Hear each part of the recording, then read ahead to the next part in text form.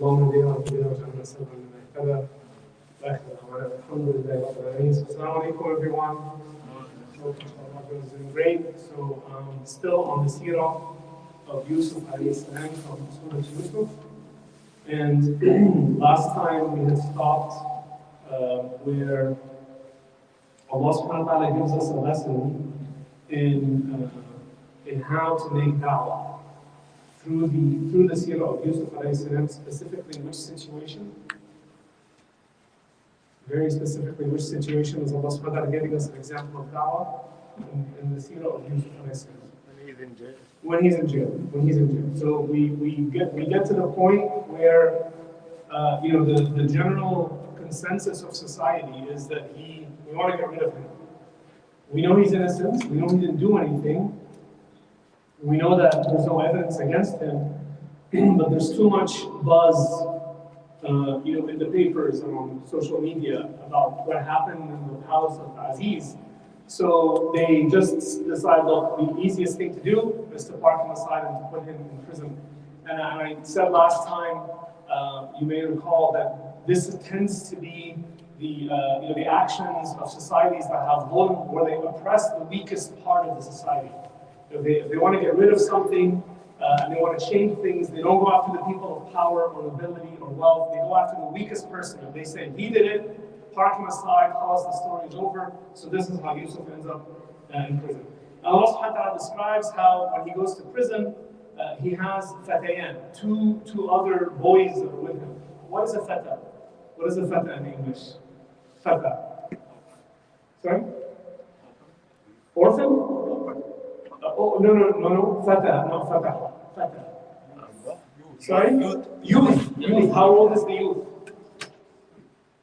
How old about is the youth? Teenagers. So like between the age of 15 to 20. 15 to 20. And that was, estimated to be that. So, and how do we know this? We know this from the story of Ibrahim alayhi salam. We heard a young boy, a young teenager, mentioning these statues after they've been wrecked. So remember, Ibrahim, they go out on their festivity. Ibrahim alayhi salam says he's sick. He doesn't join them. They come back and everything is smashed up. Like it's a major scene.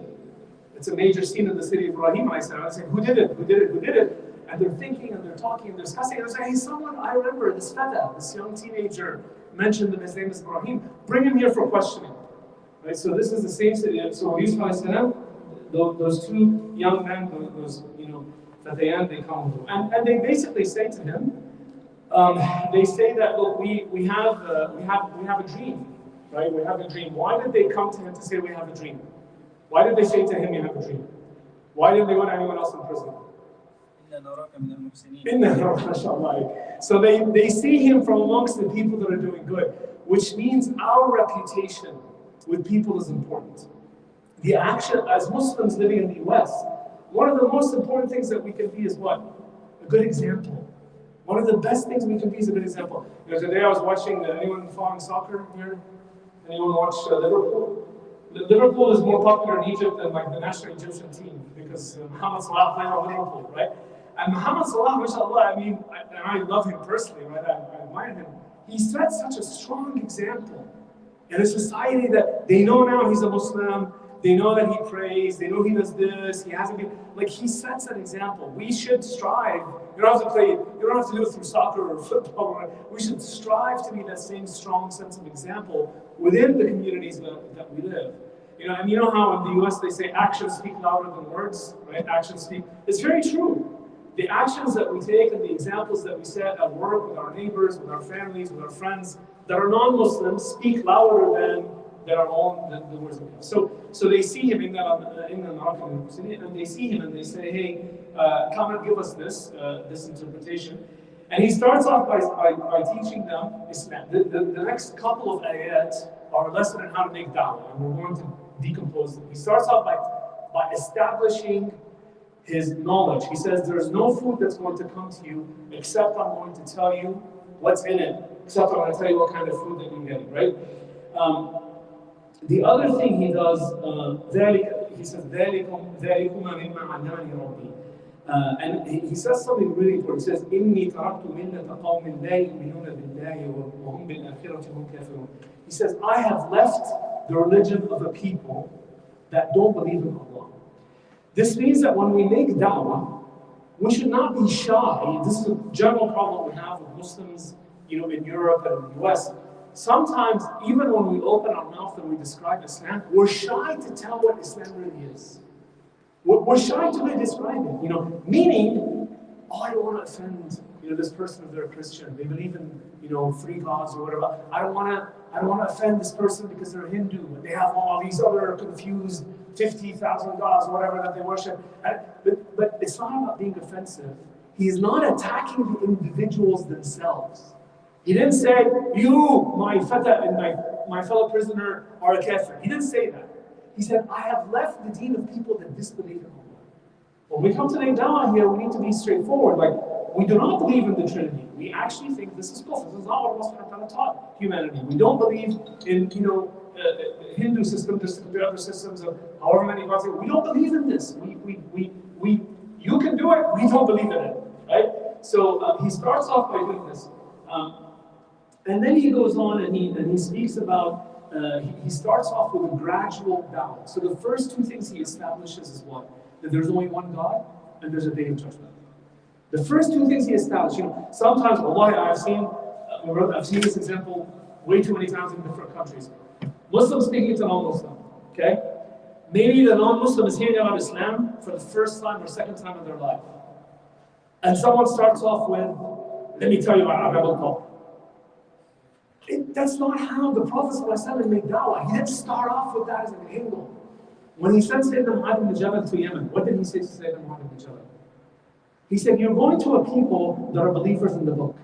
So the first thing you should do is teach them that there's La ilaha illallah Muhammadur Rasulullah. And when they accept it, you should teach them that Allah subhanahu wa ta'ala has prescribed 5 prayers. And then you should teach them that Allah subhanahu wa ta'ala has prescribed Siyam and Zakat. And it's a gradual thing of belief. I have seen people in this country, in other states, actually, very good friend of mine, big, mashallah, big alim in Texas. He says, this story, Allah, is very sad. He says, a woman came, I don't know if I said this in this masjid before. A woman goes into a masjid in Dallas. She's like 70 years old, and she wants to take the shahada. And she takes the shahada, and the first thing that the brothers do at the masjid, or the sisters, or whatever, they take her aside and they say, you can't be married to this man, her husband. And she says to them, I can't let him go. We've been married for 50 years. We have like children and grandchildren. No, it's haram. Question, is it haram for her to be married to the man? Is it a haram act? Raise your hand if you think it's haram. Wait, only 2 people think it's haram, everyone else thinks it's halal?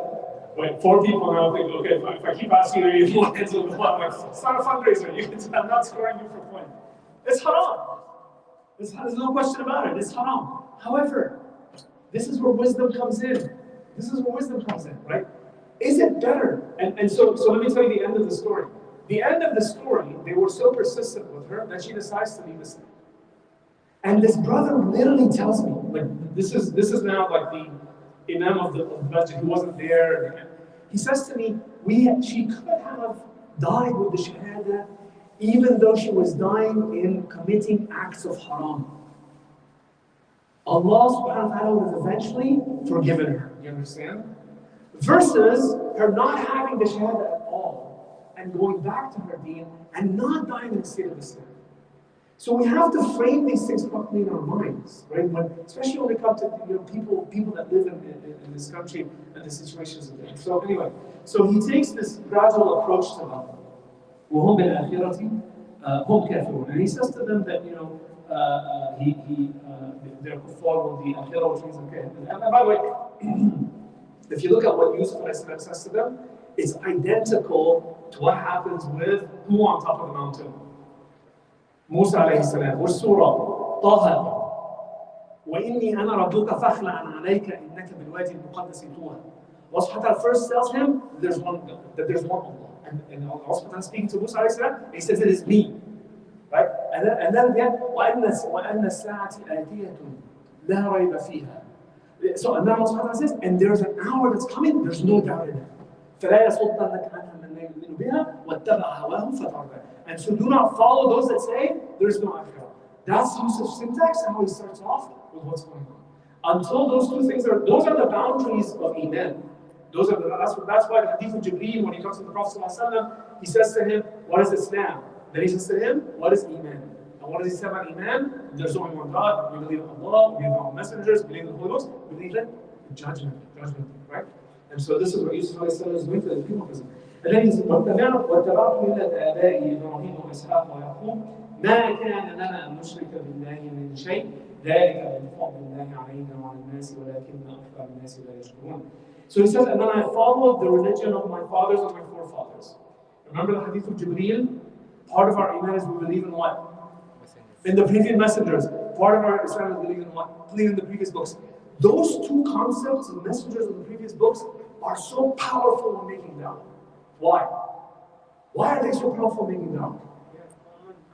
All Abrahamic religions, they are common. Okay, perfect. So they're common across all Abrahamic religions. What else? Islam is not a new religion. Islam is not a new religion. It was a religion of all the previous people. What else? I am not saying that my Islam or Muhammad is different or better or superior to your. I'm not trying to beat you out. I actually believe you had a messenger. I believe you had a book. I'm not attacking your book and I'm not attacking your messenger. Because someone could say, you're just attacking my messenger. You're just competing. What does Allah subhanahu wa ta'ala teach us in Surah Al-Baqarah? لا نفرق بين أحد منهم. There in the Surah Al-Baqarah, very last page, we don't make distinction between them. We love them all equally. For someone on this earth to offend, you know how the French are always making things to just upset, antagonize Muslims, racist, and draw pictures, like the French in particular, right? Other religions do this as well, but the French have a particular knack for it under this big title of freedom of speech, right? It's freedom of speech for them to attack, but it's not freedom of speech for me to respond, for example, right? That's not freedom of speech. This notion of attacking, we are offended no matter whether they attack the Prophet ﷺ, or they attack Isa ﷺ, or they attack Musa ﷺ, because we respect them all equally. We don't want any of them to be respected as Muslims. We don't want any of the holy books to be disrespected, right? We believe in the original holy books that they have. So this neutralizes the conversation with the disbeliever immediately.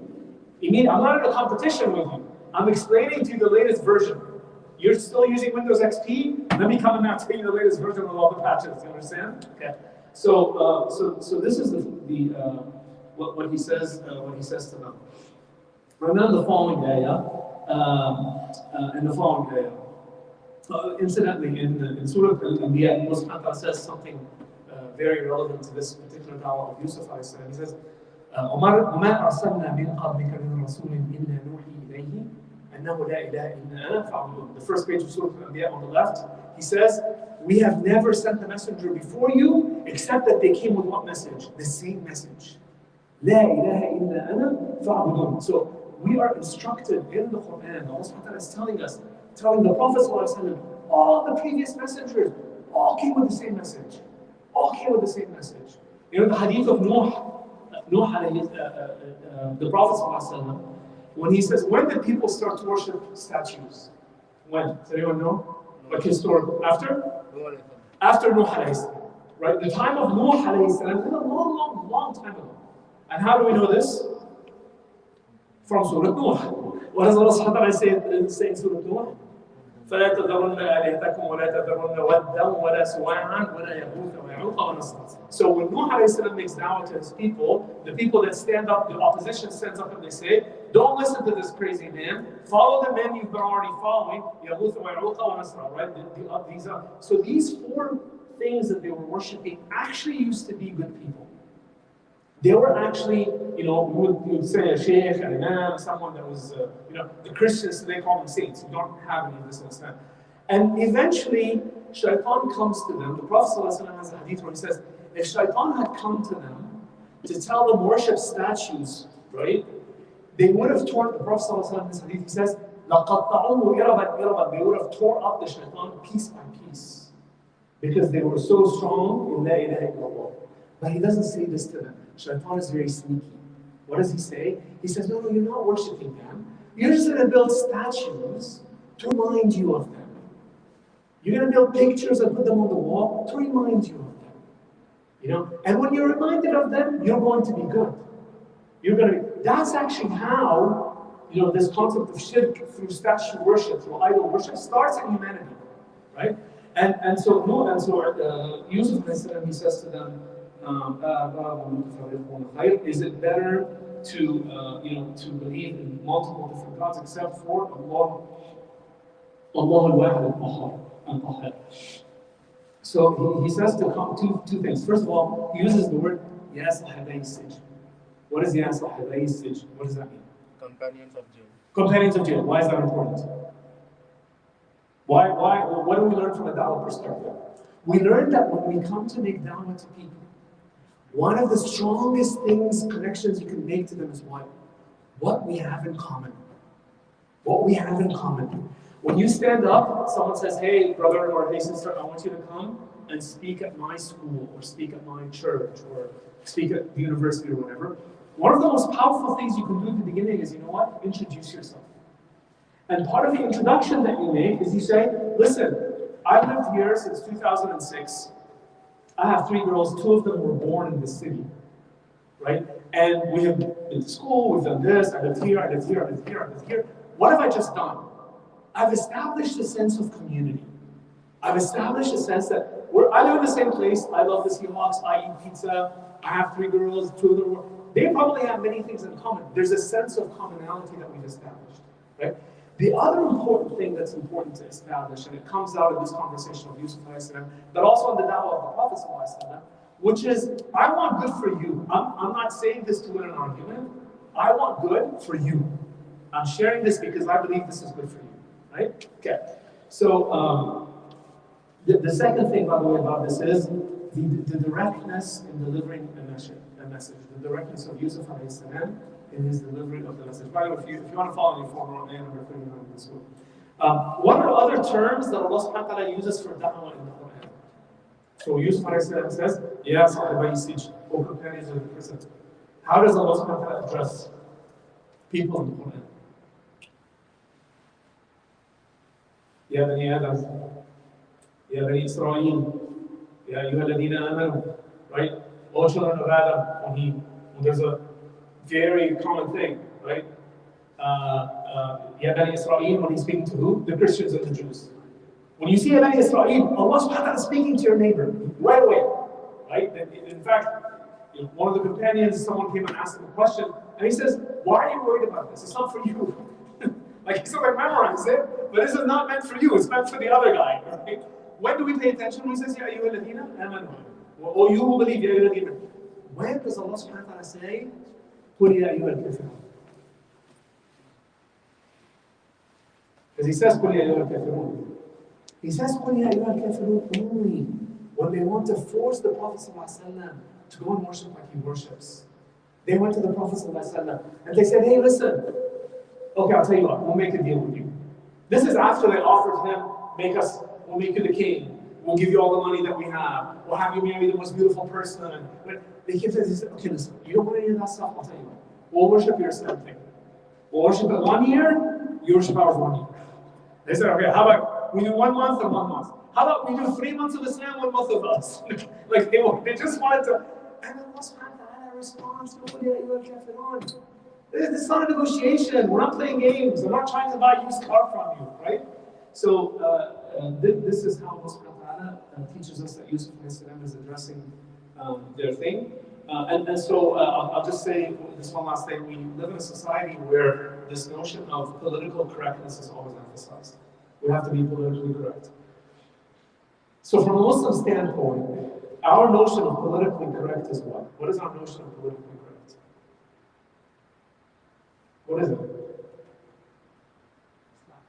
It's Islam, it's akhlaq, it's manners. So when I speak to people, I'm not going to tear them down. I'm not attacking them individually. I'm attacking the thing that they're doing. This is, by the way, is not just important about Islam. What else is important? I gave this example before. We live in a society now about LGBTQ. We live in a society where cannabis and marijuana is legal. We live in a society where many things of faith and manners have been distorted, and our children can be brought up in a society where this is a confusing thing. We're not attacking the person, we're attacking the act. Do you understand? This is really important to establish. We're attacking the act. This isn't a personal thing against a particular human being. This is against us living in a way that Allah subhanahu wa ta'ala didn't create us. This is us keeping ourselves protected and sane and not destroying our brains with junk that they're selling just because it's legal. This is what it's about. So the message is a direct message. It's a message that's delivered with manners, without personal attacks, but the message is directed the way it's supposed to be directed. Okay? So then, and he goes on. Ayah number 40 now. ما تعبدون من دونه إلا أسماء سميتموها أنتم وآباؤكم. This is very similar to another ayah in Surah Al-Najm. If you look at Surah Al-Najm, right? The first part of the Surah. So Allah subhanahu wa ta'ala, Yusuf is saying, these things that you're worshiping were never ever revealed by Allah. This Thanksgiving that has now become a thing in church was never revealed by Allah. The Christmas thing is not ever revealed by Allah. This is of your own construction. This is of your own imagination. The fact that in some sects in India they worship rats, no one ever said to do that. This is of your own construction. In the same way that the Meccans of their own construction and imagination, they had imagined these 300 different statues and they gave them names. They said, Allah wa Uzza. Allah subhanahu wa ta'ala has a very similar statement in Surah Al-Najm about this in particular. إِنْ هِيَ إِلَّا أَسْمَاءٌ سَمَّيْتُمُوهَا أَنْتُمْ وَآبَاؤُكُمْ مَا أَنزَلَ اللَّهُ بِهَا مِنْ سُلْطَانٍ إِنْ تَتَّبِعُونَ إِلَّا الظَّنَّ وَمَا تَهْوَى الْأَنفُسُ وَلَقَدْ جَاءَكُم مِّن رَّبِّكُمْ هُدًى. Allah subhanahu wa ta'ala tells them, all these things that you're worshiping, all these things that you made up, are of your own creation. Allah subhanahu wa ta'ala never came with it. Right? Okay. And then you could tell this is one of the beauty of the Quran, where Yusuf is very candid and truthful to them. Another important thing about this particular part, right, when he's saying this to them, he says, next he says hukm, judgment, and wisdom, right? It comes from two words. It comes from wisdom, which is hikmah, and judgment, which is hukm. That's why, for example, in Egypt, if you go to a court, right, what's it called, mahkamah, a place where judgment is dealt. He is candid, and he's pretty straight up, as I said, without being offensive. And the lesson in it for us is what I was going to say. When you see some Muslims making da'wah in the US or speaking to a non-Muslim, they tend to watch this conversation. All religions are really very similar. We have a lot of different similarities. Oh, you say 3 in 1?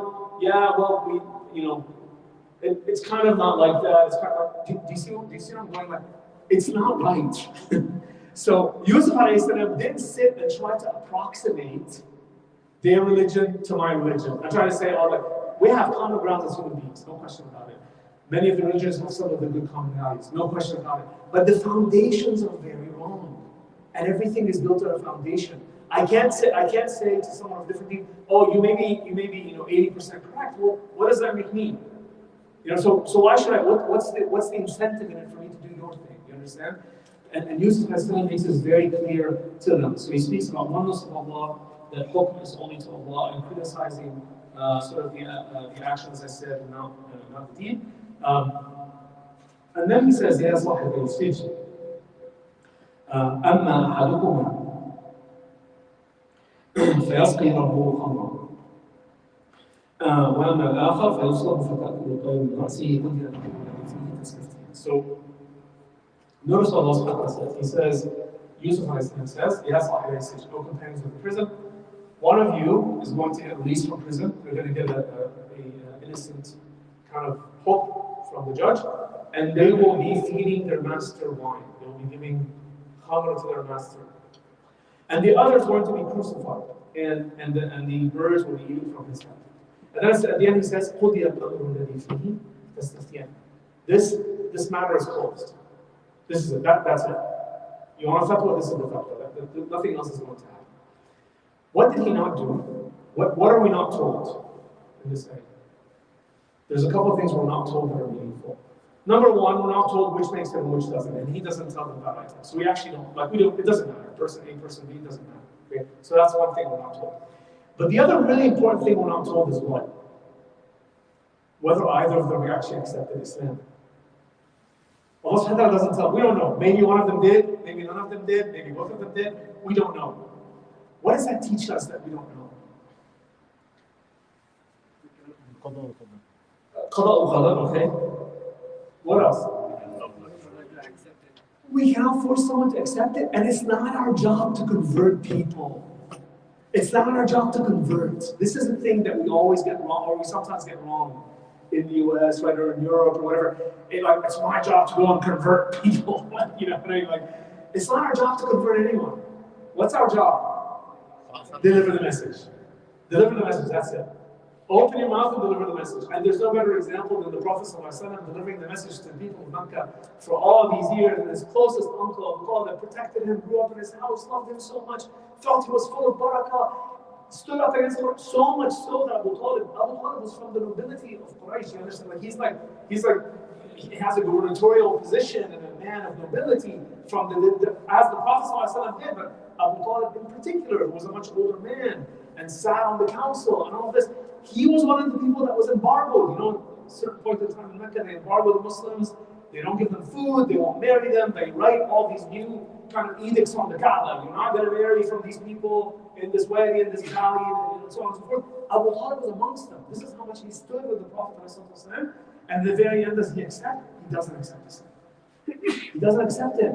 Right? At his deathbed, the Prophet ﷺ is telling him, accept, just say the Shahada, my uncle, I will make this a reason for you to succeed on the journey. He still doesn't accept it, right? So the conversion is not in our hands, but making the dawah is.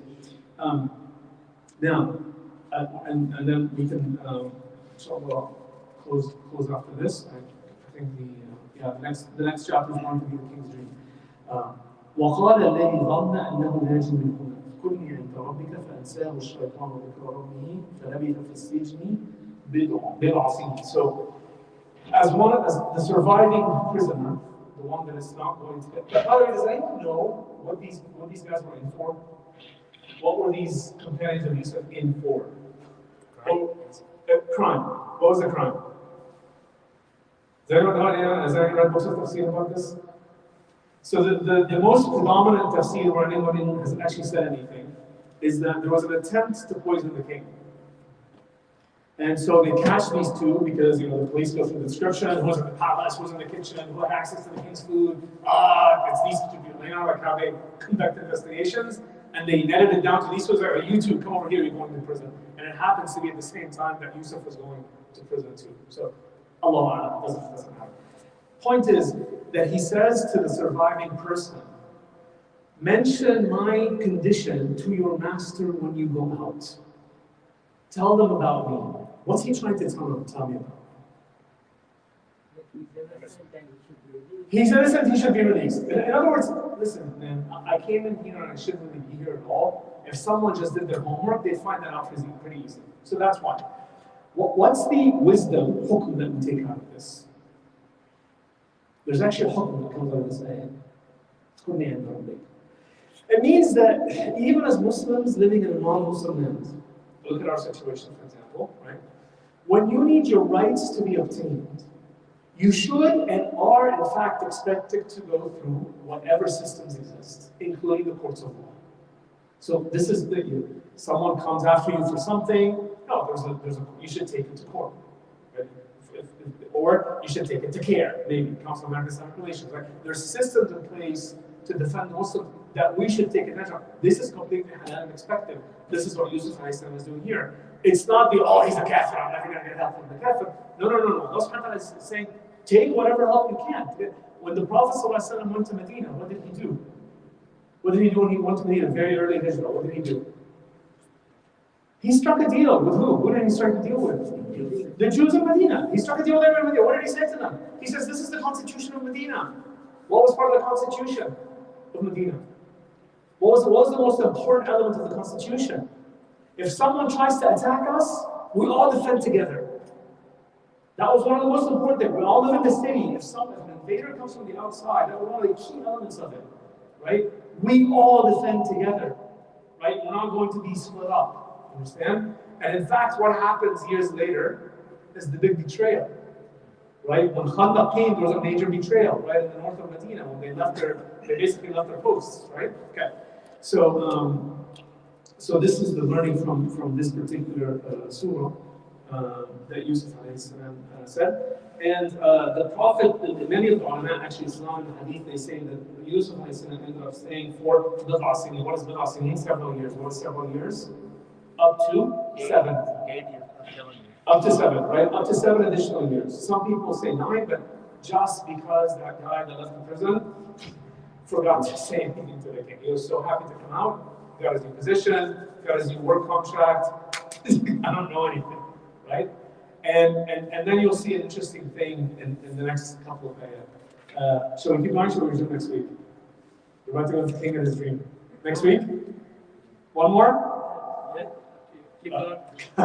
Okay. So here, we'll do. So now Netflix season 5 or 6 or whatever season we're on, and the camera moves to the palace of the king. The palace of the king. There's going to be a fascinating set of things that you won't be learning about Egypt just actually in this next ayah. So ayah number 43, Allah subhanahu wa ta'ala says, وَقَالَ الْمَلِكُ.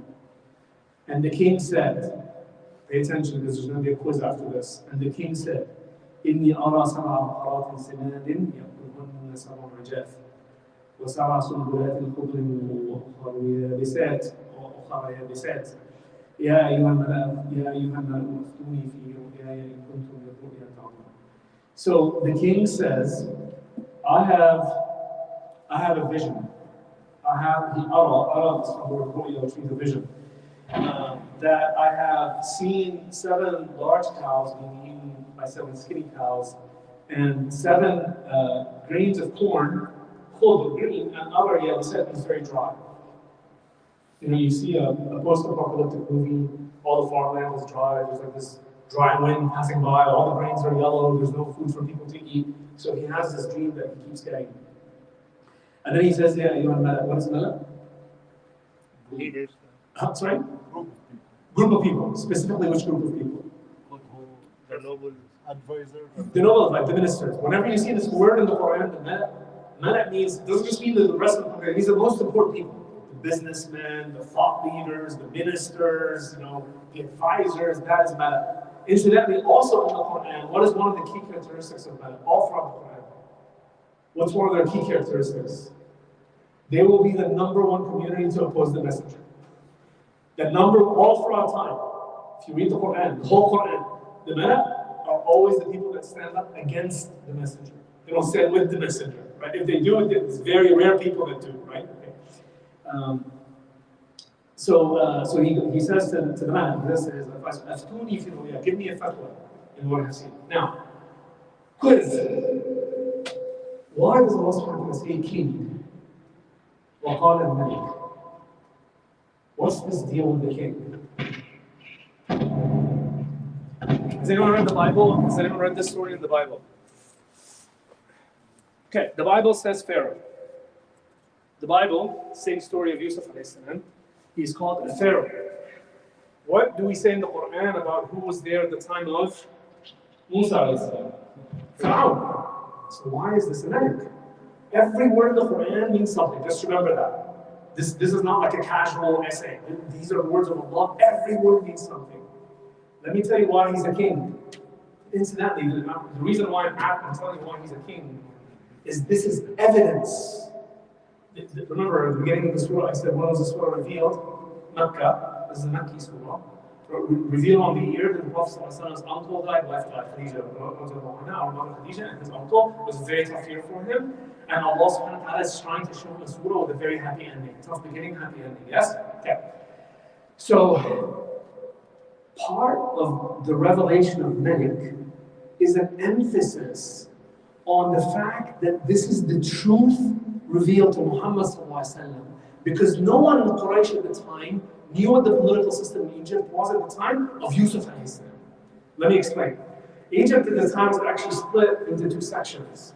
And it was actually ruled by a foreign entity called the Hyksos. If anyone's ever studied Egyptian history, you'll know that Egypt was invaded by a group from Syria, Lebanon, right at the time, a tribe called Hyksos, YKSOS.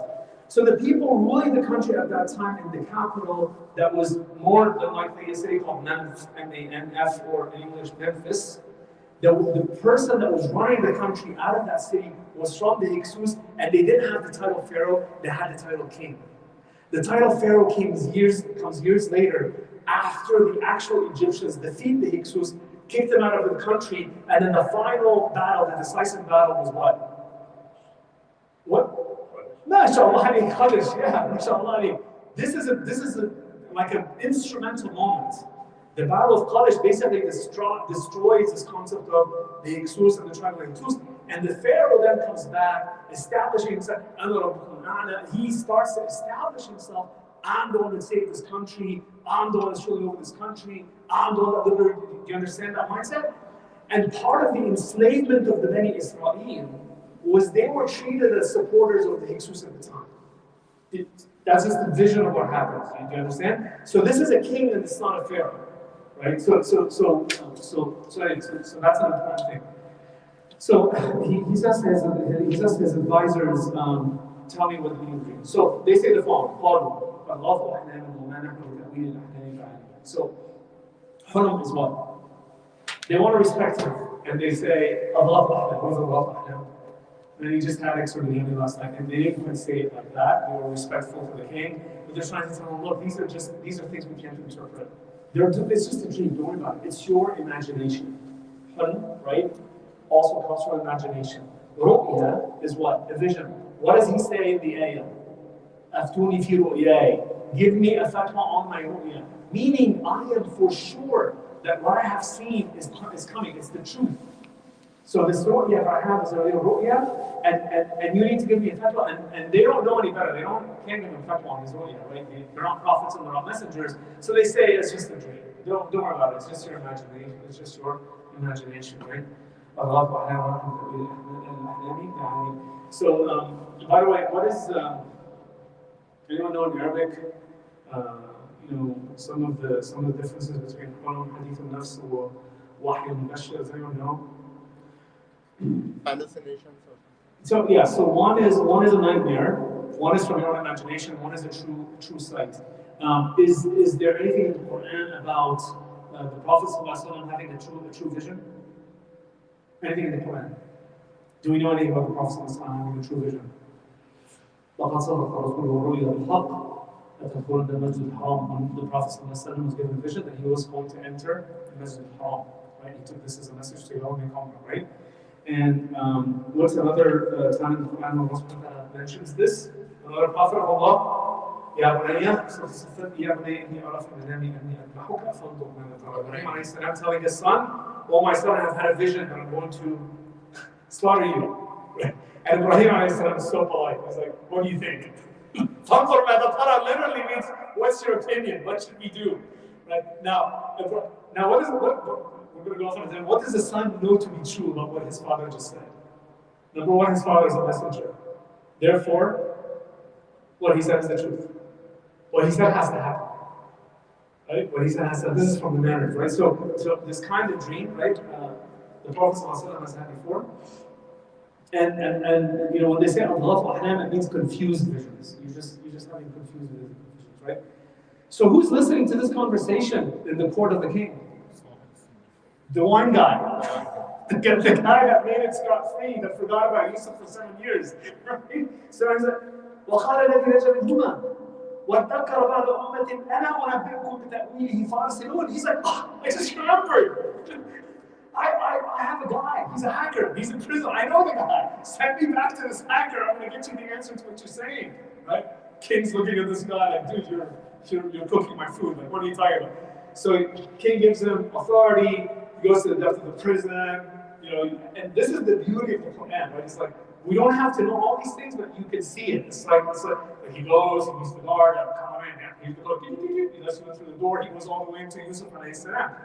And he sees Yusuf, and listen to what he says. He says, Yusuf, Yusuf Dream. Yusuf, you trustworthy person. You're a truthful person. Sorry, I forgot about you for 7 years. That was not me, right? Yusuf, Yusuf Dream. Aftina.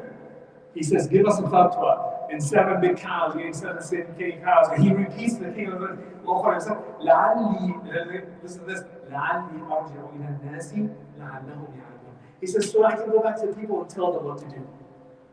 Why does he not tell them? That it was dream of the king. That was the dream of the king. So you know the people at work that see you doing all the work, and they're like, oh, this is brilliant. They take it and they send it to the boss, and they say, I just had this idea. What do you think, right? So this guy wants to get all the credit for himself. He doesn't tell Yusuf anything. He doesn't tell him, this is the king's dream, there's a way to get you out, there's light at the end of the tunnel, there's $1 million reward for the dream. He doesn't tell him any of that. He just goes like, help me out, man, like this thing is coming up. Okay. So guys, I said, I really don't want anyone to be bored. So this is the anti-boredom class. I keep calling it, happy to stop and continue next week. So I'm happy to keep going. I have nothing, but I'm also, want to be conscious of that. So we continue next week, inshallah? Good? Okay, let's get back to it. اللهم صل على محمد وعلى ال محمد كما صليت على ابراهيم وعلى ال ابراهيم وبارك على محمد وعلى ال محمد كما باركت على ابراهيم وعلى ال ابراهيم في العالمين انك حميد مجيد. اللهم اغفر لنا وارحمنا وانت خير الراحمين. امين. ربنا ظلمنا انفسنا وان لم تغفر لنا وترحمنا لنكونن من الخاسرين. اللهم نسالك رضاك والجنه ونعوذ بك من سخطك والنار. اللهم انك عفو تحب العفو فاعف عنا. ربنا تقبل منا انك انت السميع العليم. تب علينا انك انت التواب الرحيم. واخر دعوانا الحمد لله رب العالمين. جزاكم الله خيرا.